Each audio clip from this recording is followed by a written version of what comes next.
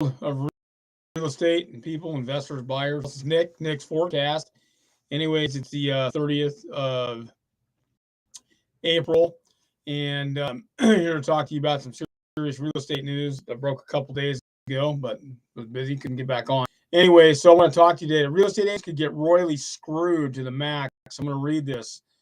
Federal Commission's suit now class association realtors and realtors value appeal. Brea versus Brambilla. And actually, this happened in Missouri, which is kind of shocking. Basically, this is the lawsuit over there's a lot of real estate commissions. Essentially, what it is, they don't want real estate agents to make any more money. They're trying to really hose them, and they're trying to say that the real estate companies are telling agents what to do. Now, some franchises kind of do that, but they really can't. Basically, the contractor status, and they were trying to get rid of that. Agents were left reeling when just days after hearing oral arguments, Judge Stephen R. Bow of the U.S. District Court in Western Missouri, which is where I'm at, granted class certification as class action in one of two federal commission lawsuits that could rock the real estate industry and impact how agents are compensated nationwide. The National Realtors and Real Estate Holding Company Realology, which is a top 50 company, both signal plain appeal the ruling, and they better appeal the ruling. This I support the NRA on this one and Realology because it's a lawsuit. You know, another blow to the NRA, Association of Real Estate Realtors, a federal court ruling had thrown out the antitrust lawsuit against National Association of Realtors over the listing policy. And in January, the Department of Justice spoke arguments that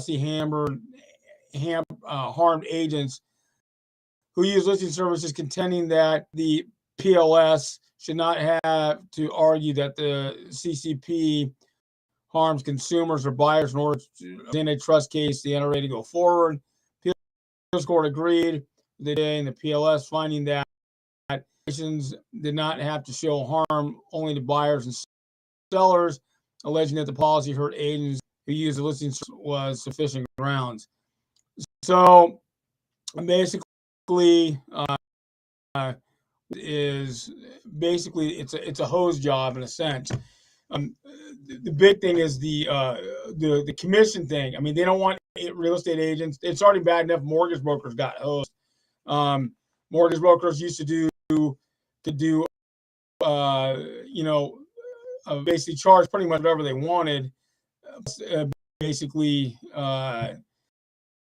Depending on how the split came down every day on the points they would get from a mortgage company, that or some type of mortgage company going to talk to for a loan, and essentially they get a bonus point or two for doing a deal or half point. And essentially, like let's say a government loan, a VA or an FHA loan, you could get 4 points a deal. Now you can only get 3 points. When I used to charge loans doing like foreclosure bailouts, which in some states you can do limit foreclosure bailouts. I charge anywhere from 8 to 14 points a deal because there's a lot of work that's involved and stuff that has to happen. And essentially what it is, it's a refinance. It's a high risk refinance, but you used to be able to get away with a lot of stuff. But now they changed all that a long time back to 2008. But back to the real estate agent thing, because agents can get royally screwed because essentially it's a franchise. The independents generally, when you work at an independent, you pretty much as an agent can charge you want for the commission thing. That's kind of between you and the seller. And a franchise shop, and I've worked at a couple franchises in my career, and I was left after a few months. Basically, they always kind of told you what they wanted to charge, but they couldn't really tell you that. But I remember one time I had a broker say, "You got to charge this." I said, "No, I'm an independent contractor, so I can charge whatever I want." And he and I got into it, and I ended up talking to the owner of the company who owned a bunch of offices, and he agreed with me because that's kind of the way of the world. And that broker, he got kind of silenced on that for saying that kind of stuff. So there's a lot of weird anxiety there. They don't real estate agents make money more. They're trying to break down everywhere. So the only people they want making money now are just tech people, and it's bogus and it's communist. Agents should be able to charge what they want and do what they want. So you're going to tell some agent, like the Altman brothers. Remember they talked? They're on the $1 million listing in LA. I remember Josh Altman talking for his listings. Good. I hope he does. He charges 7 points, and he gets 3% to the buyer side or 2.5%, and he gets the rest for himself, which is cool with me because he can do what he wants because you're a broker. 1099 contractor, excuse me. But for real estate agents as a whole, they just don't want anybody to make money anymore. Everyone's trying to close that down. Lawsuits are totally bogus. There's some lawsuits in California, which I still haven't heard this when I started this broadcast, 3 months ago, something like that. And there were a couple lawsuits, 2 lawsuits that I've read about in California. There's civil lawsuits against two agents. One was a for sale by owner. One was a expired listing. And these agents, I don't know if they're still practicing or not. The lawsuits kind of went quick, but I think they're still in court because it takes forever in California to go to court because the courts are so jammed up with garbage lawsuits, civil. But and why I'm saying it's communism because it's a bunch of crap. Agents should be able to charge what they want and do what they want. It's between them and the seller. And the business of it is, say that the sellers don't have any say in it, or blah blah blah. But if you want people to come out, the agent is like me as a buyer's agent because I was a mortgage broker too. I had buyers miles long. I used to have agents call me all the time, telling me, "Hey, come look at my house," because I worked in kind of a certain property range. I worked kind of the lower to the mid range. As time went on, it went into $1 million plus range. And but the thing is, that was in my pocket because I knew where the pocket was for people that I was working with because they were middle class. And you have some that were looking poor, and I still got them the homes because of the zero down, but at least they got to own a home, and some of them still have their homes now. They got their credit. I told them what to do, and they refinanced it and good. And some of those people still reach out to me here and there in these properties, and they're still killing some of those properties for 24 years, 25 years. They've watched the property when they bought it for $220,000. Now it's worth $1 million. So, and that's in the Seattle area. But what I'm saying to you is that if the real estate agent you're living, you have a right to charge what you think is relevant to the marketplace. And having your broker over it, no. Not all franchisees do this. Independents, they pretty much stay out of it. They let you do what you want. Some of your franchises, they do that. They kind of do it off the book kind of thing, but they do it. I admit it. They do it because it's happened to me, and I had to tell them to go screw off. But I've pretty much worked at independents most of my career. And so that's just kind of the deal on that. And that's what they're trying to say. Actually, it's not true because you're still an independent contractor. You get to still charge what you want. And so pretty bogus for these lawsuits because basically what they're doing is they're dictating what the real estate agent do, and they have fiduciary duty to the seller. And so they get this agreement between them on what to charge.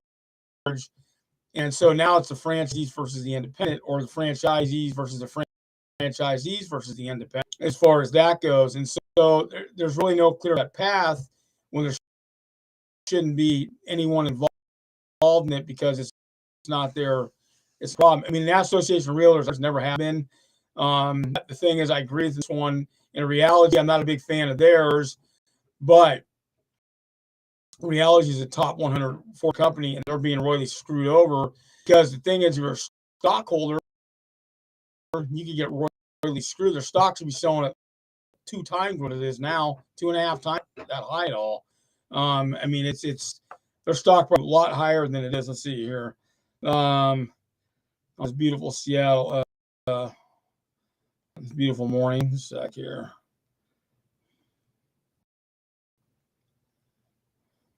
Reality stock The wonders of these $96. That's totally bogus. You know that stock price should be selling for?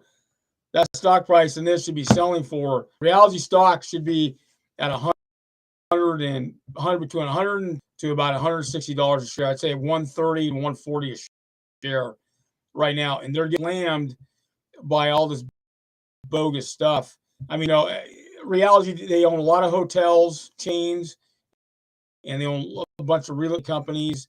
But in addition, they also own timeshare stuff. I hate timeshare. No offense, people in timeshare, but I can't stand it. Anyways, I mean, even in Seattle, they had this share. One of their timeshare calling centers in Seattle. I can't believe people still do it. Anyways, but still, reality is getting royally screwed, and the CEO of the company's doing the best he can to navigate it. But the stock price shouldn't be getting totally hosed like this. It should be up at least $10 a share minimum. And they're getting screwed in this lawsuit like the NRA because it's totally bogus. As bad as the NRA is, which I don't like, but at least they're trying to stick up for the real estate agents as a whole. And there's a lot more real estate agents than they say they're out there, probably 4 million real estate agents nationally. But you got to remember that a lot of real estate agents don't make more than $50,000 a year because a lot of real estate agents are just part-time. A lot of them can't afford to go out full-time unless they got a spouse doing or significant other. And real estate agents, a lot of people got rich doing it. It's totally rad. I know that's how I became a multimillionaire a couple times over, or I say a few times over, because I did real estate mortgages and I did it. And it's a way for people. You don't need a college education, this and that. You can do it. I remember one guy who was a nurse, real estate a long time, started buying, selling, had his own work for a company. Then he got his associate broker, started his own company, and he built it out. Now he's got 50 agents working for him, and in Tacoma. Well, he was a nurse for a long time, this and that, and he got a bunch of apartment buildings and houses. But I mean, he started a long time ago. He started in '88, and he's still doing business now. But he's done some deals with him in the past. He was kind of a pain in the ass, but that's okay because we got the deals done. He stayed out.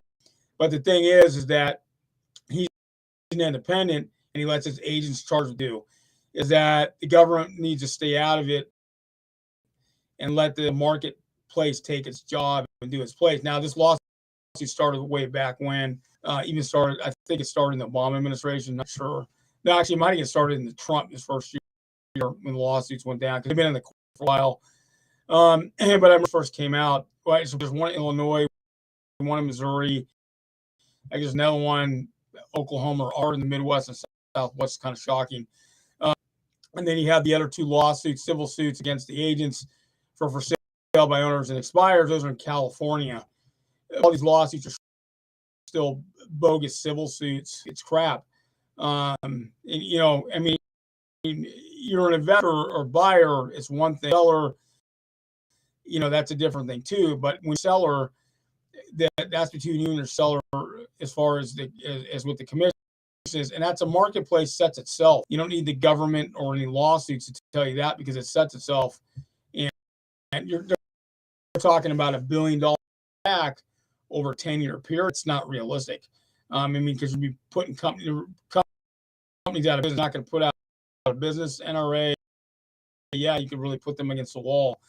As far as there's a lot of companies out there nationally that would just get in a lot of independents under too, but it's not their place to do it. Even though civil is bogus, the market's going to set itself, and the agents get to pick these 1099 contractors according to the IRS, so they get to pick it. I mean, yeah, I hear what they're saying as franchise, yeah, and the franchisees kind of have an unwritten rule with that. Independents don't. Some franchisees, don't make any judgments on that. Let the agents do it. But like I said, I've worked at a couple franchise shops, not too many, only basically that got it, and I just told them to go take a flying leap because they don't tell me can't do on that kind of stuff because that's between me and the seller.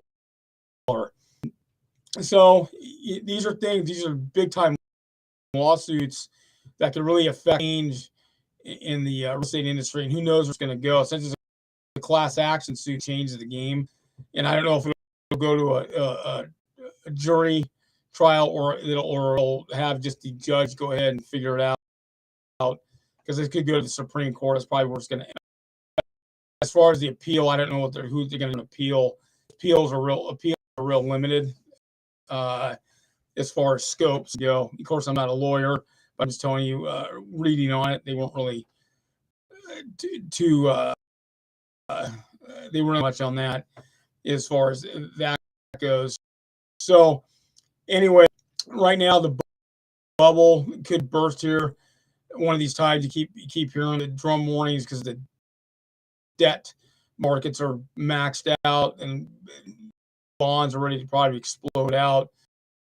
And they lost $2 trillion. This could be worse. The stock market got nailed. Another 981 points. It was worse than a week ago, and it's probably going to keep going down. And I know there's some people making serious cash. I know some people have been betting against the market, and they're making money. And so, that bomb's going to drop. Like I keep telling real estate agents and mortgage start looking at the road. You got to do commercial and residential. If you're a real estate agent, you got to do commercial real estate leases. You got to start your own. If you get your associate broker's license, start your own anyways. You need associate broker's license. So to do that, because you'd be a real estate corp, but that or talk in your office to see if you can do that on the side. Another problem too is that owners could get screwed too. Right now, the job thing is a lot of jobs out there. If the economy goes into a depression, not a depression, they don't want to use that word, but it goes into a depression. That's negative. But also too, there's a food problem, which potentially 6-7 months could get really, really bad because the inflationary problem, supply line problems, all this stuff affects real estate. Everything does. Real estate is not insulated. It could get knocked out at any time. And also too, the DEI, that's affected by inflation, inflationary stuff. Kudlow was on Hannity the other night. He was talking about it. It's not just the inflation, but the deflationary problems too. And I've heard other talk about it as far as apartment buildings nailing out. But the problem is the renters can't pay because they lost, or they can't pay because the inflationary pressures will keep going up. Then you're kind of screwed as apartment owners. So you have to start looking at a multifamily apartment owner. You look at it. Also, too, even if businesses go under, you have to think about the businesses they do stay. Do you need to maybe add into special contracts? I would. What they started doing in 2008 and 9, add special to the contract where you might be able to cut the rent, cut it down if you're, you know what I mean? Give the owners a break so they get some breathing room. Otherwise, they're just going to bail. You'll have to go after them in court, but all they have to do is they'll just declare a Chapter 11, do a default, and you'll be screwed anyways. So you need to work with them instead of against them. That's a lot of problems with a lot of these owners, especially big corps that own buildings, that they try to play this hardball. In reality, they end up hurting themselves and shooting them in the foot. I saw it in 2008, clear. See, after a lot of people bailed out. A lot of these owners got all hardcore, so they figured out they were really stupid, and they pissed off all these business owners to work with them again, and they'll go somewhere else. So they learned that lesson. So you got to be flexible. That's the key. Now, if you're an buyer, it's excellent because keep going up. There's going to be more inventory on the market, and there's a bomb that's going to drop. Then for you, it's going to be there's going to be great for you, especially if you got cash, because you're going to be able to do a lot of cool stuff. I cut a lot of funding out, a lot of the non-conforming subprime or non-prime, stupid term. A lot of the subprime, non-prime will get blown out as usual, because that's usually where it starts, and then they'll start and basically the mortgage companies and